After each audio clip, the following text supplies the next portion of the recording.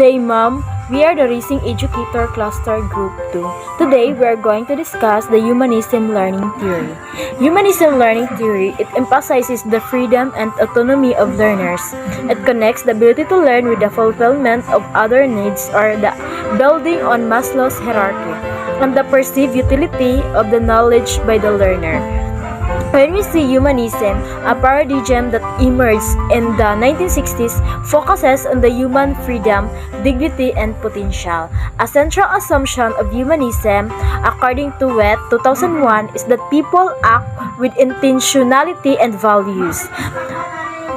This is in contrast to the behaviorist notion of operant conditioning, which argues that all behavior is the result of the application of consequences, and the cognitive psychologists believe that the discovering knowledge or constructing meaning is central to learning. Humanists also believe that it is necessary to study the person as a whole, especially as an individual grows and develops over the lifespan. It follows that the study of the self, motivation, and goals are areas of particular interest.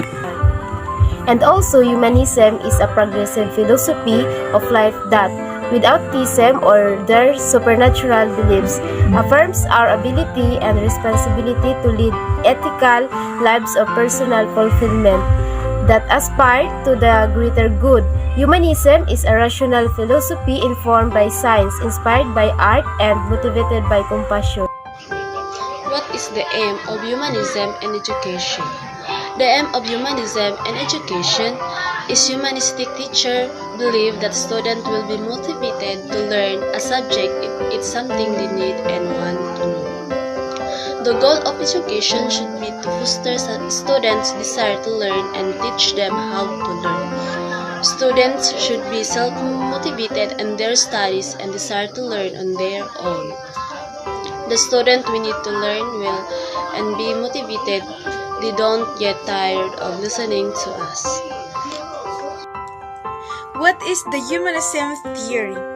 In school, humanism often involves self-directed learning, or students choosing what to learn, and self-evaluation, or students assessing themselves, both of which can lead to students who wants to learn and know how to learn. And a teacher would allow the student to learn by their own free will and desire for knowledge. Philosopher Stephen Law emphasizes certain principles of humanist ethics: respect for personal moral autonomy, rejection of God-given moral commands, and aim for human well-being, and emphasizing the role of reason in making moral judgments. When we say moral judgment refers to a decision about what one should do in a morally problematic situation, what is right and what is wrong when deciding what to do.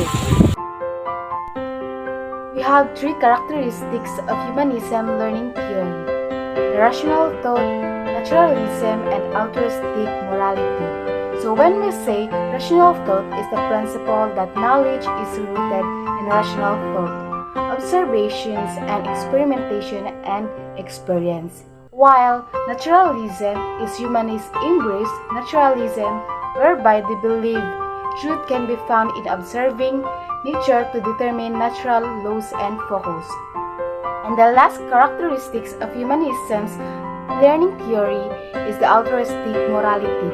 It's the belief in a universal moral core of humanity and the view that humans are altruistic and moral. This often takes on idealistic and euphoric tone. Types of humanism. First, we have liberal humanism and socialist humanism and evolutionary humanism. When you say liberal humanism, it's talk about proposes that the subject is the free, unconstrained author of meaning and action, the origin of history, unified, knowing, and autonomous. The human being seeks a political system which guarantees freedom of choice. Second is socialist humanism. Since the early days of psychoanalysis, however, there have been attempts to develop psychological and psychotherapeutic perspectives that can integrate with and support progressive political agendas. For a comprehensive review of such initiatives and the psychotherapeutic. Third, evolutionary humanism. Like other humanistic philosophies, evolutionary humanism sees the improvement of human living conditions as both possible and necessary.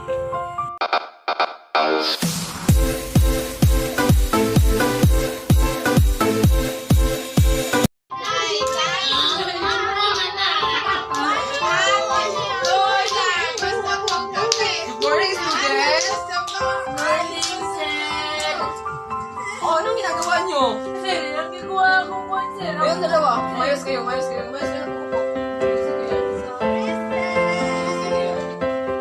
Ano na ba yung papel? Sa akin, sir. Sir. Oo, ibigay mo sa kanya. Sa kanya yan. Ibigay mo. Tapos magsabi ka ng sorry. Oh, si Christine, sir. Tahimik na. Yes, sir. So, kailangan mo na dali karoon tanan. Gusto mo makatoon? Yes, sir! Sa'yo gusto niyo matunan? CD, sige. Naghandag mabalaan ka ron. Iposa ko. So, magbuhat taog, magtuon taog, ABCD, alphabet. Kinsay ka ba na magsulat? Hindi ka balo, sir. Kamo! Dili, sir. Kamo sa likod! Dili, sir. So, karon kaya di man mo kabalo, mag-start ta sa A. Saan pang sulat sa A? Sige. Isulat sa hangin. Sir. Ana, zero. Mali. Saan? Sir, tuloy ko, sir. Sige. Saan to sa hangin? Ang A, nga dako. Sige. So, hangin kan sa babaw. So, sa hangin sa, Sir Erwin. Sa hangin, Soon sa sir. babaw. 1, 2, 3, paubos. Balik sa babaw. Paubos. Tapos, ibang bisan sa ito nga. Oh, kabalo na. Yes, sir. Sa hangin, usab, sa hangin. Sa babaw, balik sa babaw. Paubos. Paglisan na. Kabalo na. Yes, sir. Sige, isulat niyo sa inyong papel. Kaya itong isa-isa ho check. Sir, paano magulit yung lapis, sir? Ano pag-ulit mo? Sir, humana ko, sir. Ano pag-ulit? Sige, try ang sulat. Kamuta sa likod. Dumana mo. Sir, humana ko. Oh, dako nga eh. Tama na ako, sir. Dako nga eh. Sir, okay na niya ako, sir. Oh, pahirma sa likod ang lapis. Sige, kaya itong isa-isahon. Arya, sir. Oh, sige, buhatan niyo. Ipakita niyo sa kuha. Ara ako, sir. Oh, very good. Clap your hands. Clap your hands. Sa A, sa alphabet, at sa Z, mag-drawing na punta. Kasi gusto makabalo mag-drawing. Sir. Pero basta ako sa inyong lapis. Eh, ballpen. Wala kayo pwede, sir. Kalimot kong dala. Ano mo, sir? Oh, nakakita mo ano yung papel. Yes, sir. Diba gusto mo kabalo mag-draw? Gusto mo makakabalo mag-drawing? Oo, sir. So, pag butang ko sa kahoy, naan nyo siya na straight. tapos Ilimigan liwit. kita, sir. Ay, sorry. Wait lang, ipakita ko na sa inyo kung ano mag-gusto ko kumain mag-drawing. Na, wala siyang kahoy. Tapos butang nyo sa kanan ko. Ay, ka nang hiwi-hiwi, sir. Oo, kayo mo na ang nap, yung dahon. Ay, ka nang murag cloud, sir. Oh, marang clouds. Oh, kabalo na tanan. Yes, sir. Isi nga na to. Ako na, sir. Oh, sige, ikaw una, Sherwin. Sige. Kahoy. Mag-drawing na lang po. O sige, pag-drawing na. Kamong ka lang sa likod. Paabot lang sa mo. Sige, kay isa-isa na check. Sir, umana ko, sir. O, hira na pag sa likod. Isa-isa na nag-check na ron. Sige.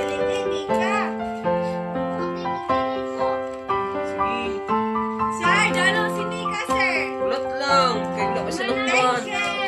Umana ko, sir. Wala, karoon na. Sige, ulatun sa na to. Si Christine, kung nakuman na ba siya. Nandula po din mo, Christinoy. Ano, sir, ah? Oh, mauna na sa inyong kahoy, no? So, oh, Di mga ayaw makinig ni drawing. Mahoy.